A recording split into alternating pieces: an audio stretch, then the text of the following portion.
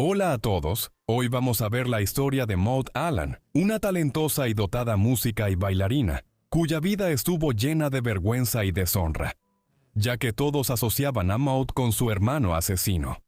Pero antes de entrar en sus crímenes y cómo casi arruinó la vida de Maud, regresemos al principio.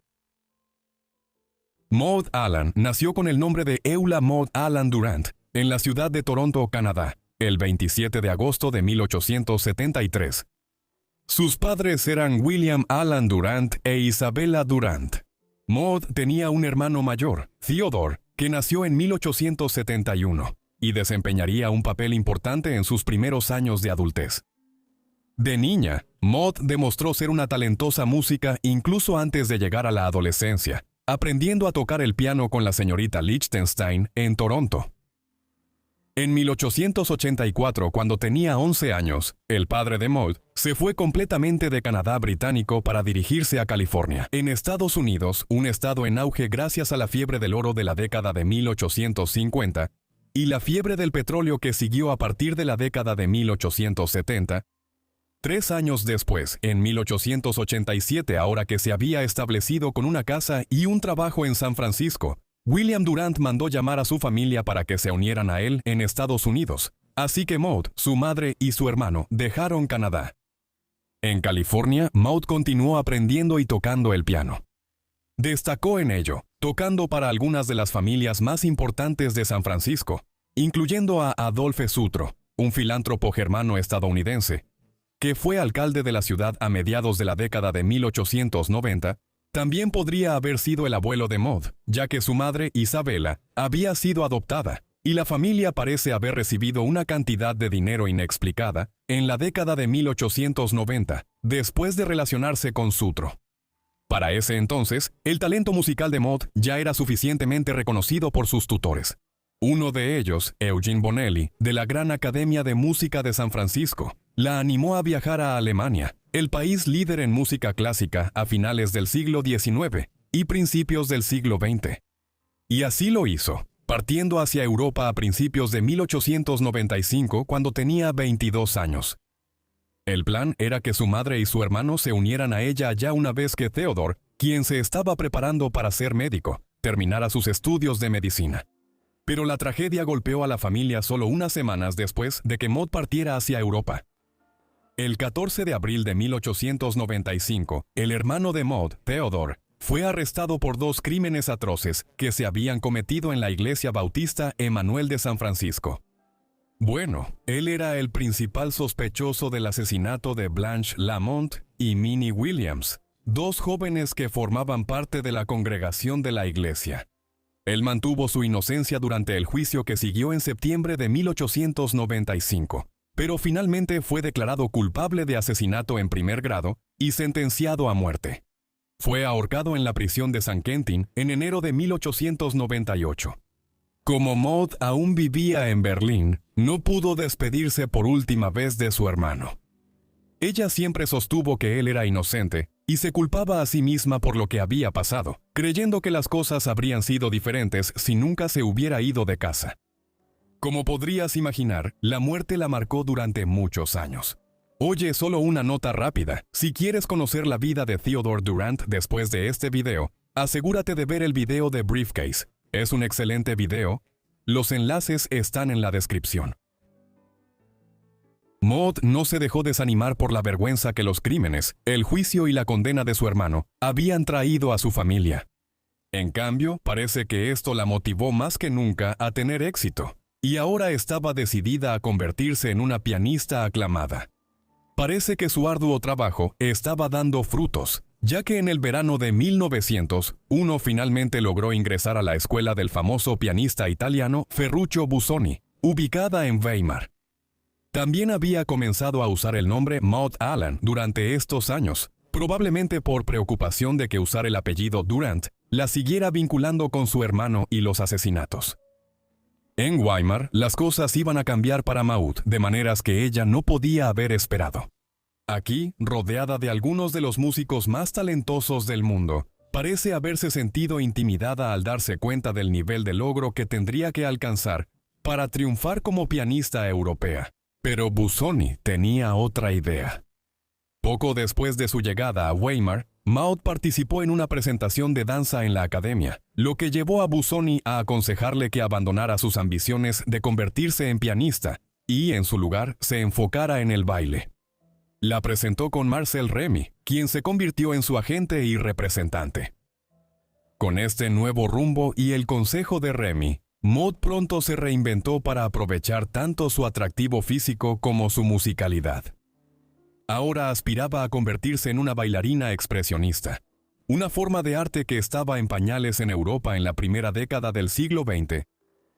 Alan se adaptó rápidamente, debutando en el escenario en Viena en el invierno de 1903, y pronto comenzó a recorrer numerosas ciudades europeas importantes como Bruselas, Berlín y Colonia durante los siguientes años. Durante estas presentaciones combinó su nueva pasión con su amor por la música clásica, bailando al ritmo de Beethoven, Bach, Chopin y Schubert. Maud Allan es conocida principalmente hoy en día por la danza de los 7 velos, una pieza de baile que le dio proyección internacional en la primera y la segunda década del siglo XX. La inspiración para esto le llegó cuando vio una interpretación de Salomé de Oscar Wilde en Viena en 1906.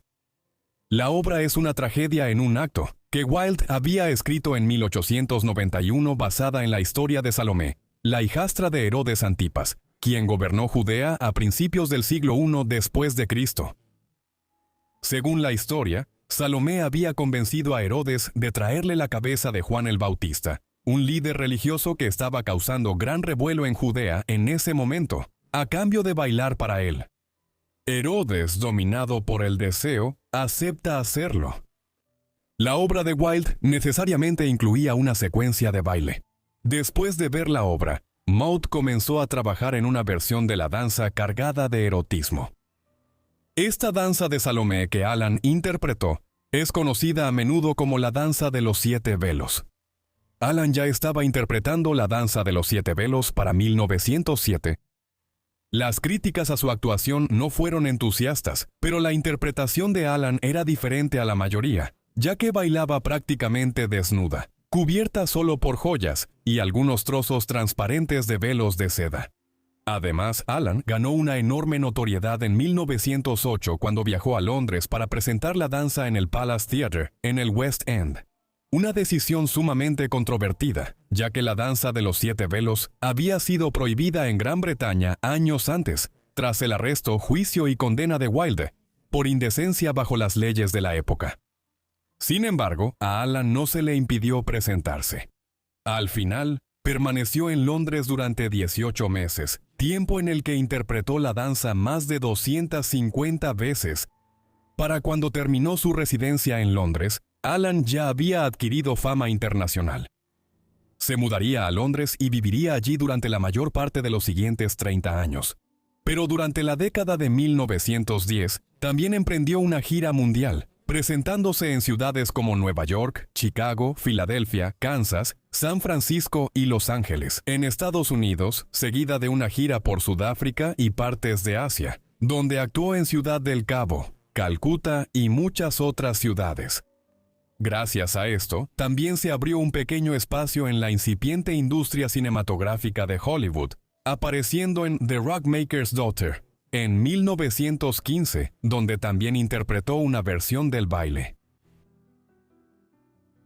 La sexualidad de Allan fue una fuente de especulación continua durante su vida, y lo ha sido desde entonces también. Sabemos que a mediados de los años 1900 estuvo involucrada en un romance con Ferruccio Busoni, el director de la Academia de Música en Weimar, quien la animó a dejar el piano para dedicarse al baile. Sin embargo, nunca se casó y no hubo relaciones heterosexuales duraderas de las que se pueda hablar en sus últimos años. Por lo tanto, se asume que Allan en realidad era bisexual, con una mayor preferencia por las relaciones con mujeres. Esto sin duda coincidiría con la evidencia documentada de sus muchos años en Londres. Alrededor de 1910, se involucró en un romance con Margot Asquith, la esposa del primer ministro liberal británico, Herbert Asquith. Asquith incluso comenzó a pagar el departamento de Allan junto a Regent's Park, un arreglo que duraría casi 20 años. En 1928, Herbert Asquith murió, dejando a su esposa casi sin dinero, a pesar de su exitosa carrera política. Margot, en consecuencia, dejó de pagar el departamento de Maud Allan, lo que llevó al final de su relación y al inicio de un nuevo romance entre Allan y su secretaria, Werner Aldrich. Finalmente, Aldrich se mudó al departamento en Regent's Park y vivió ahí durante 10 años. Pero era una relación controladora, en la que Allan, quien era 20 años mayor que Aldrich, abusaba de su pareja más joven tanto emocional como financieramente. Cuando terminó muchos años después, Maud amenazó con exponer la homosexualidad de Aldrich. La sexualidad de Allan fue central en la parte más infame de su vida a finales de la década de 1910 y principios de la de 1920. En 1918, hacia el final de la Primera Guerra Mundial, ella regresó a Londres para asumir el papel principal en la nueva producción de Salomé, que estaba siendo producida por el director de teatro Jack Green.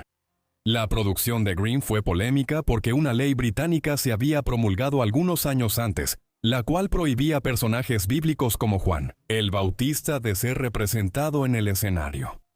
En consecuencia, Green eludió la prohibición haciendo que esto fuera una función solo por solicitud, que aparentemente no estaba abierta al público.